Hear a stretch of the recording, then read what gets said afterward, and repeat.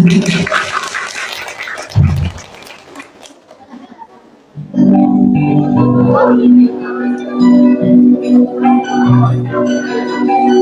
hari, di salah satu daerah di wilayah Kayu Agung, tepatnya pada sebuah talang ada seorang pangeran bernama Pangeran Tapahana. Ia diasingkan akibat fitnah yang telah dibuat oleh saudara tirinya, Pangeran Batu. Pangeran mengembara dari satu daerah ke daerah yang lain. Talang tempat bermukimnya pangeran itu hingga kini diberi nama Talang Pangeran. Awalnya, ia mengira penghuni di talang itu hanya dia sendiri. Andaipun ada, hanya orang-orang yang keluar masuk untuk berburu dan mengambil kayu bakar. Namun, suatu ketika, saat ia berjalan lebih masuk menelusuri hutan, ia bertemu dengan sebuah gubuk yang ternyata diisi oleh seorang perempuan berambut panjang hingga menutupi mukanya yang berlumpur. Ternyata perempuan itu juga seorang putri bernama Putri Gelap dari kerajaan Damar yang juga diasingkan sekaligus dibunuh. Singkat cerita, karena ketulusan cinta pangeran, kutukan Putri Gelap menjulang. Mereka menjadi satu pasangan suami istri dan dikaruniai 2 orang anak, putra dan putri. Kehidupan yang bahagia penuh bercanda tawa dalam membina satu keluarga. Mereka hidup dengan bercocok tanam dan memelihara ekor peliharaan dalam kesehariannya. Katakan adik, lihat, supaya bisa menang ada 5 ekor anak ayam.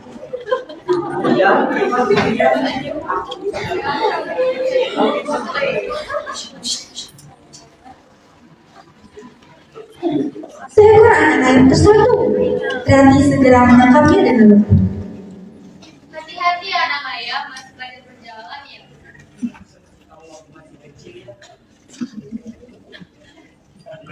Di kebun sayur keluarga, Rati dan Rati dengan cekatan memetik sayuran. Raden, Rati, setelah memberi makan ayam, bantu ibu memetik sayur di kebun ya. Baik, Bu.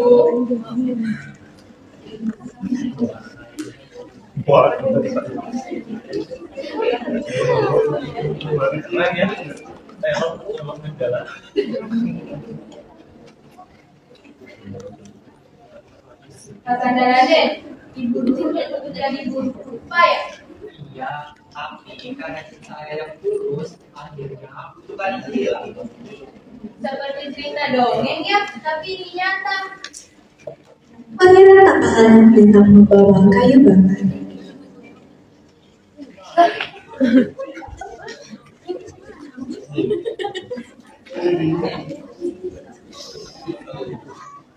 Sudah membicarakan apa sama ayah di sini? Ayah, kami sedang menceritakan ayah dan ibu. Ayah, ajari kami ilmu tahu lagi ya. Aku yang bisa melindungi keluarga kita seperti Anda. Betul, Nak. Tapi ingat, kekuatan yang besar bukan dari kemampuan berbaru, tapi dari hati yang tulus.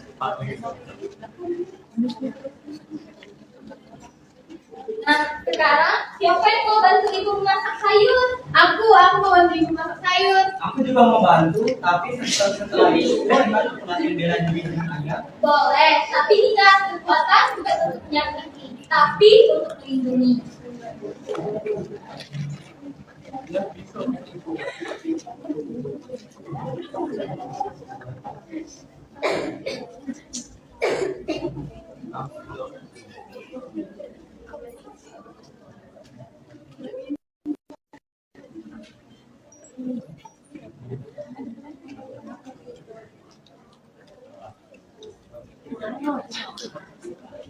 Sore menjelang, cahaya matahari menembus dedaunan, menciptakan pemandangan yang hangat di sekitar mereka.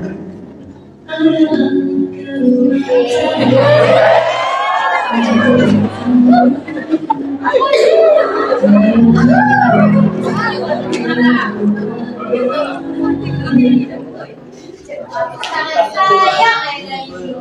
Kita memang tidak tinggal di istana, tapi aku bahagia di sini. Kenapa? Berarti karena istana sejati ada di hati penuh kasih sayang, Nak. Tidak perlu di diam megah ataupun singgah sana. Kebahagiaan sejati datangnya dari hati jujur dan keluarga yang saling mendukung.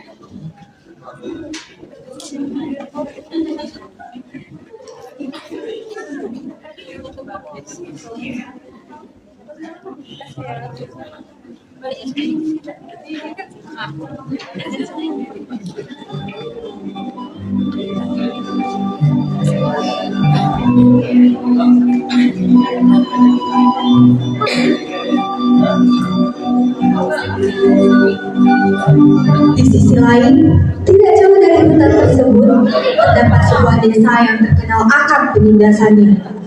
Desa ini tidak pernah aman karena hidup di bawah tiraan seorang kepala desa yang sangat kejam dan tidak segan merampas hak rakyatnya. Di balik sindromannya tersembunyi ambisi yang mengerikan. Di salah satu tempat, terdapat satu keluarga yang sedang bercocok tanam.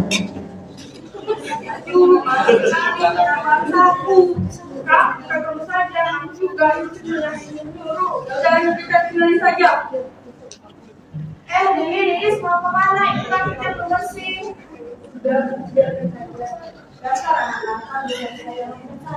Dari kejauhan, mereka dipantau oleh beberapa perampok. Itu tadi kali. Kita kan? Iya, Tuhan. Wah. Ada target nih. Ingat, sikat. Kenapa ada kesini lagi? Tentu kalian tahu apa yang kalian inginkan. Kalau tidak cukup ya kalian harus bayar kami uang. Turuti saja apa yang kalian mau.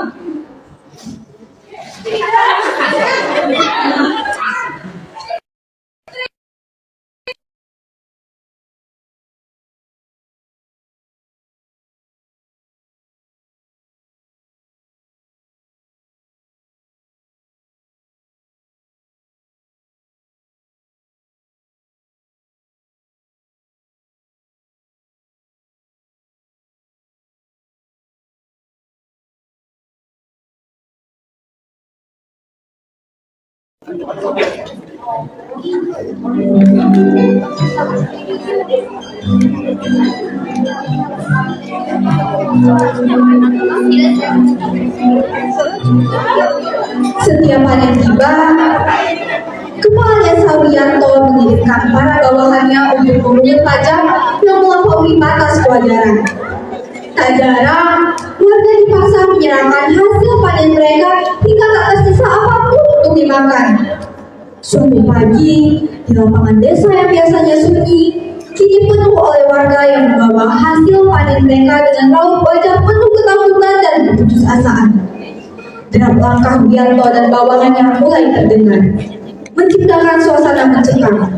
Pajak yang tidak wajar itu akan diserahkan pada Pangeran Batu yang sekarang menjadi putra Mantoni.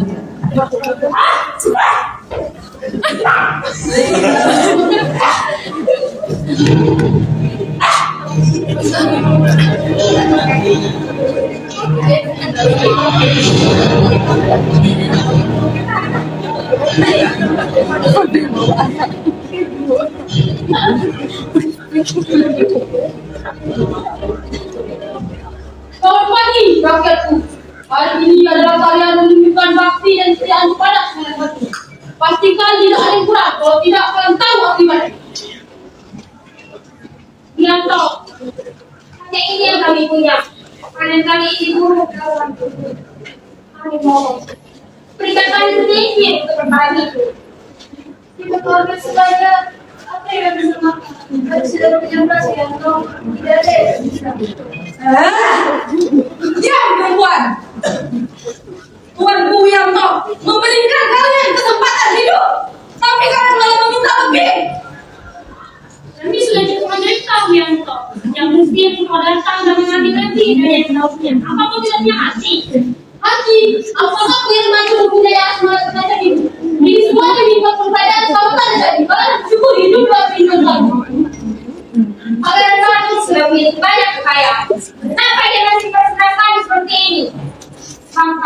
Orang tidak bisa beli makan itu anak kami. Nah, sekarang anakku sedang sakit keras, Tuan. Dia butuh obat. Jika semua makanan ini diambil, Kami tidak peduli. Mati saja sekalian dengan putus. Pangeran mahkota tidak peduli dengan rakyat ini. Kalian pergi. Kalian ini keterlaluan. Apa perlu kalian yang bernafasnya mentah? Sekarang, silahkan kesimpulan kalian atau kalian akan menyesal. Kalian tak tahu apa-apa tentang keputusan. Wajib akan satu. Bila mengambil panggilan hidup atau orang ini berlaku seperti para pilihan.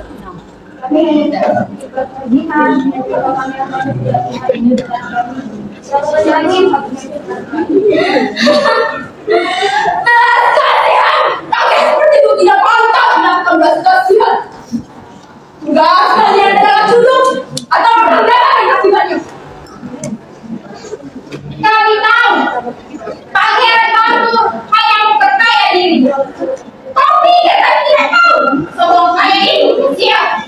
Cukup, aku sudah mengenai kalian. Prajurit, berikan saja. Tahu siapa yang tahu saya sini. Siap, Tuan.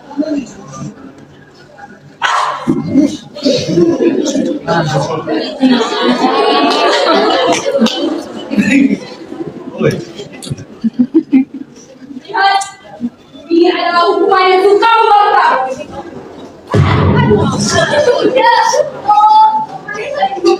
Jauh.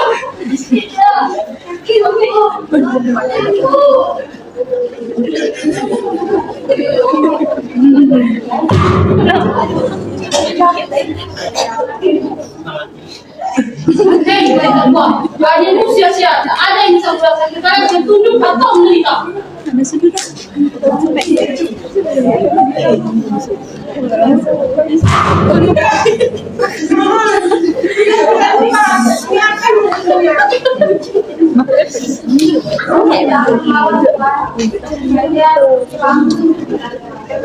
Diamlah, kita bisa mengaji sama. Mereka tak mengajukan siapa saja.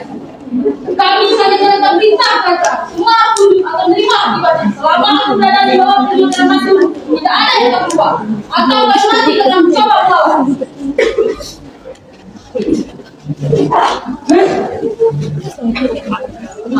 dengan langkah puas, jatuh dan prajuritnya di belakang lapangan. Meninggalkan budak terakhir terluka dan warga desa yang hancur mental.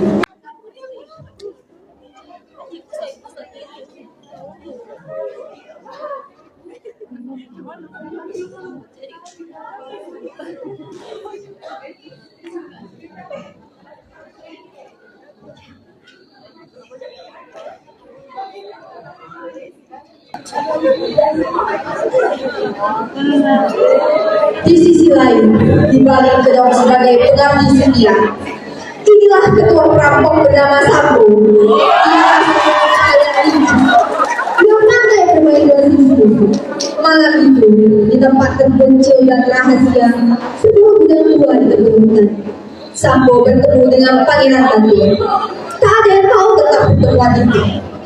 Dalam suasana gelap penuh konspirasi, mereka merancang rencana yang semakin memperkuat kekuasaan rejim mereka.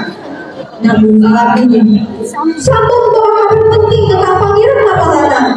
Pangeran telah diasingkan oleh tipu daya kejam Pangeran Batu.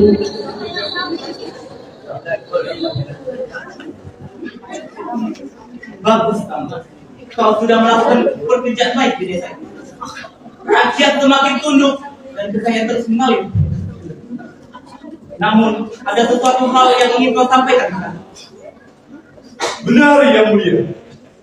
Pajak desa sudah terkumpul sesuai permintaan. Dan rakyat semakin tak berdaya di bawah tekanan itu. Namun, ada hal lain yang perlu diketahui oleh Yang Mulia. Katakan, aku tidak mau menunggu. Apalagi ini menyangkut tentang kekuasaanku. Begini, Pangeran. Ini tentang Pangeran Tapawana yang dulu kau asingkan dengan kemanusiaan cerdas itu.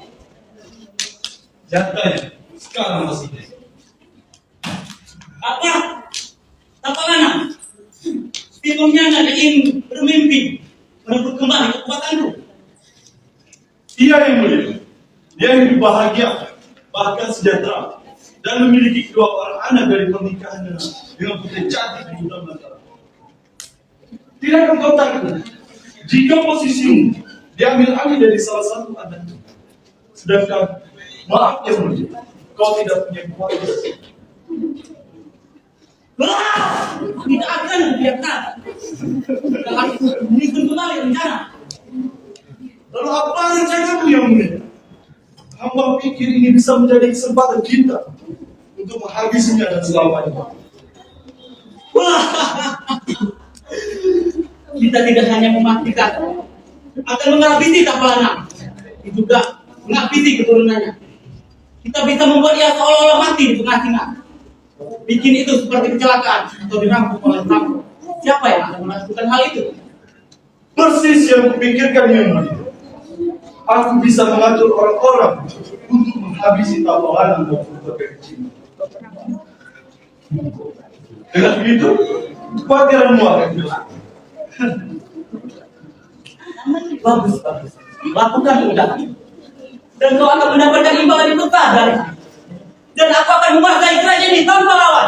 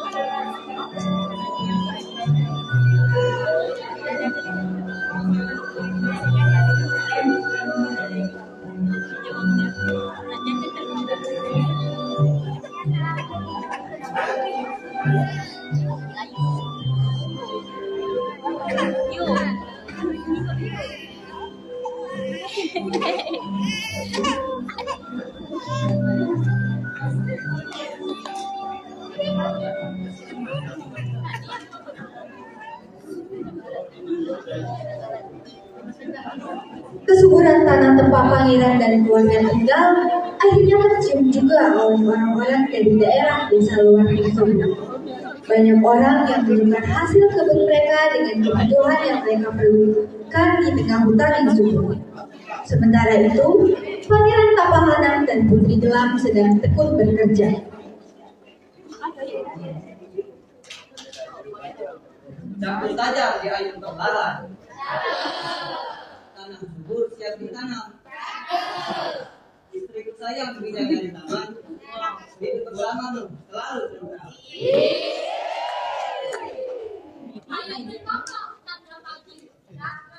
Langit cerah dan mentari. Kebun dikerjakan dengan cinta hati. Senyumanmu suamiku bahagia dan hati. Di depan gubuk, kedua anak mereka sedang bercanda. Raden menirukan gerakan ayahandanya yang sedang bekerja, sementara Ratih tertawa melihat aksi kakaknya. Aku adalah Pangeran Tapalana. Lihatlah kebunku, subur dan makmur. Semua ini adalah hasil dari kerja keras ayahanda.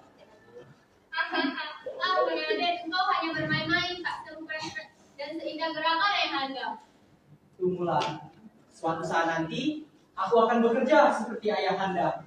Dan kau Ratih pasti akan menanam bunga cantik yang ibundamu lakukan. Anak-anak kita berbangsa ayahanda. Mereka mulai meniru segala yang kita lakukan. Maka rasa tak ada kebahagiaan yang lebih besar daripada itu. Benarlah wahai Punya. Lihat mereka tumbuh dalam tawa dan diam.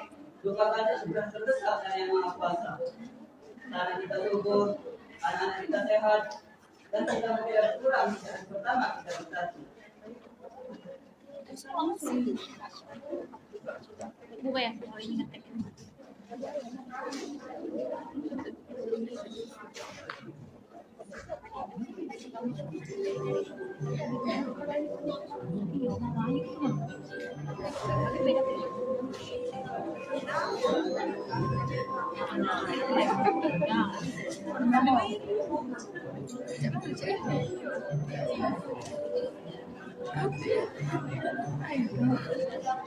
Namun, kebahagiaan dan kedamaian itu tidak berlangsung lama. Terusik dengan kedatangan para perampok membuat semua menjadi sirna. Para perampok itulah yang diutus oleh Pangeran Batur dengan bantuan kepala licik, Bianto. Mereka hampir saja membawa anak perempuan Pangeran Tapalan.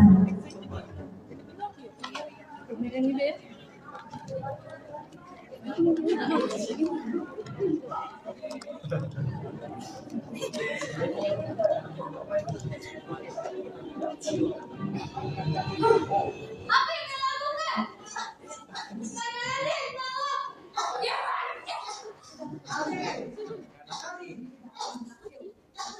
Apa yang kau lakukan pada itu?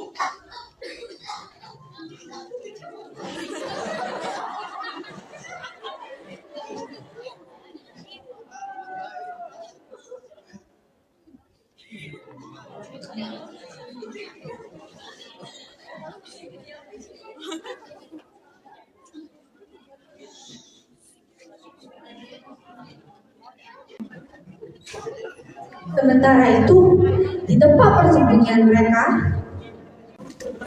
maafkan kami, Pun. Kami Diam! Kalian bersenjata! Apa? Kalian gagal! Dasar tidak curang! Tuan, apa yang saya inginkan saja yang harus dilakukan? Baiklah, aku kembali jadwal. Dasar goblok!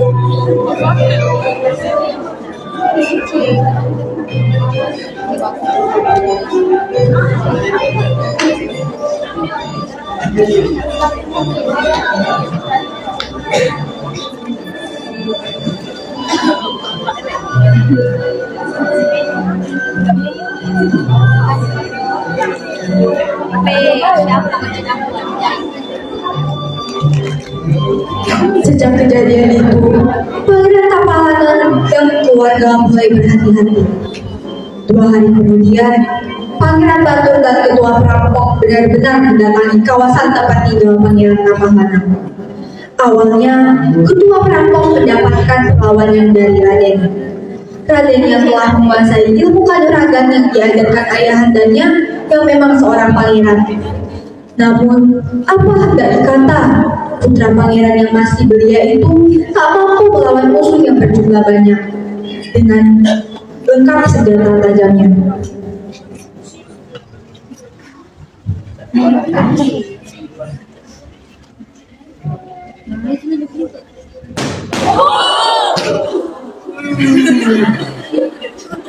Berani sekali kalian mengingatkan kami dengan biara semua sudah kerja keras kami.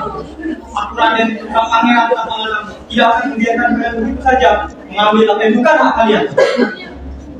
Anak muda berani membuat Raden, tapi nyari saya cukup. Kau hanya seorang bocah atau kapan harus menira. Jangan hanya banyak bicara, lawan saja aku sekarang. Ayo sekarang.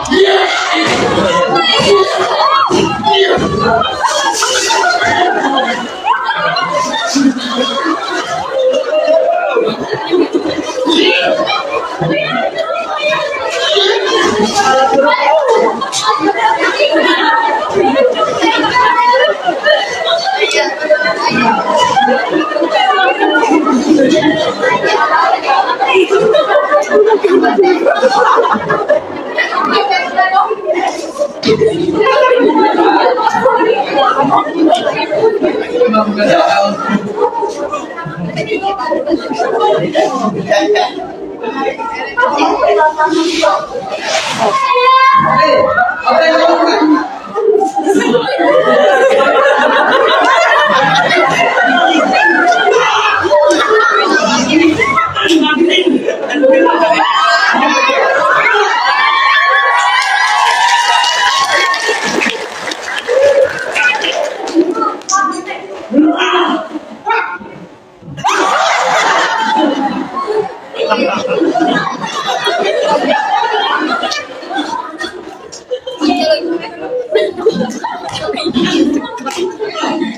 Tidak itu tak kalah nak. Jika engkau membunuhku, maka anakmu juga tidak akan selamat.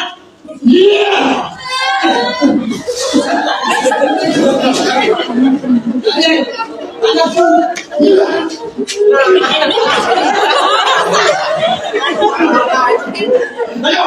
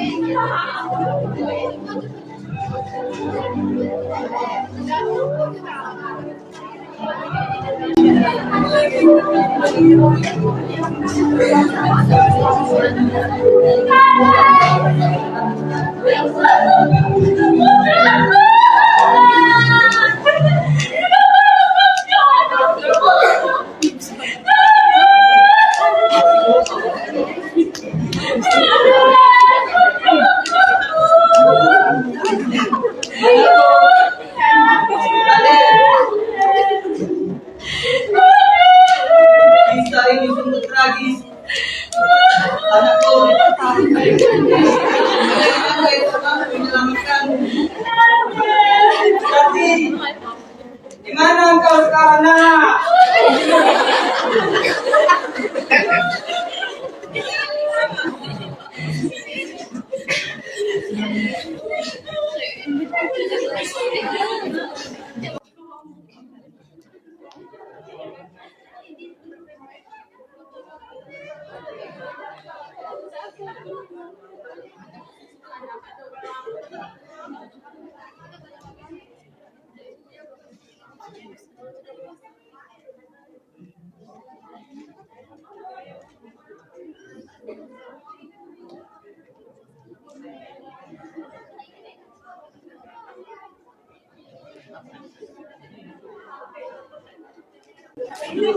Putri gelap terus menangis histeris, memeluk tubuh Raden yang kini tak bernyawa.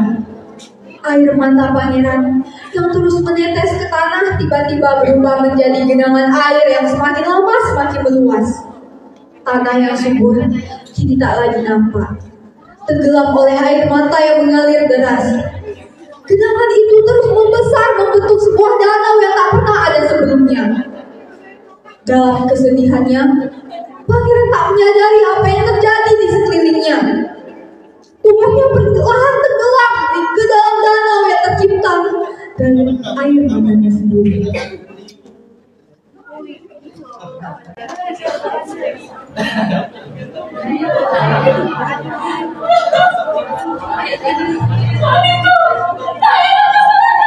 Apa yang terjadi?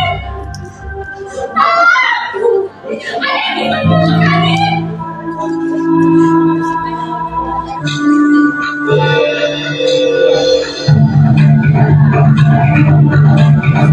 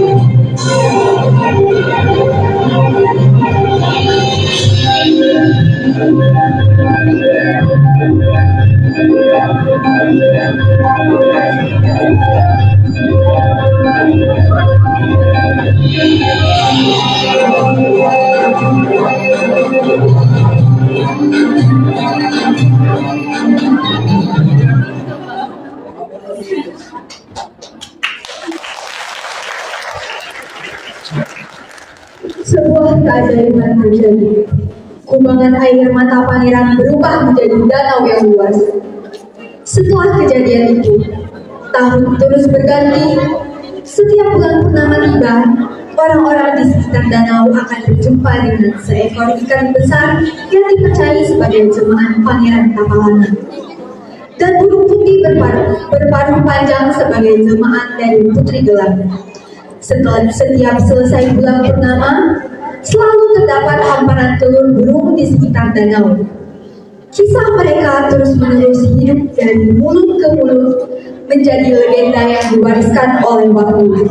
Dan hingga kini, danau itu dikenal sebagai Danau Teluk Gelam.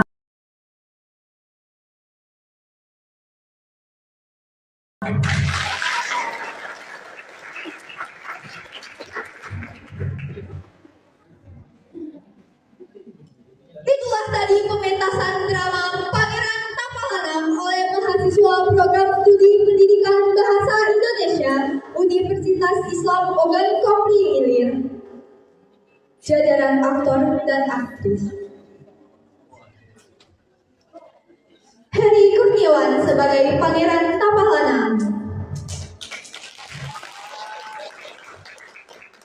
Nurlaili Pilapitri sebagai Putri Gelap,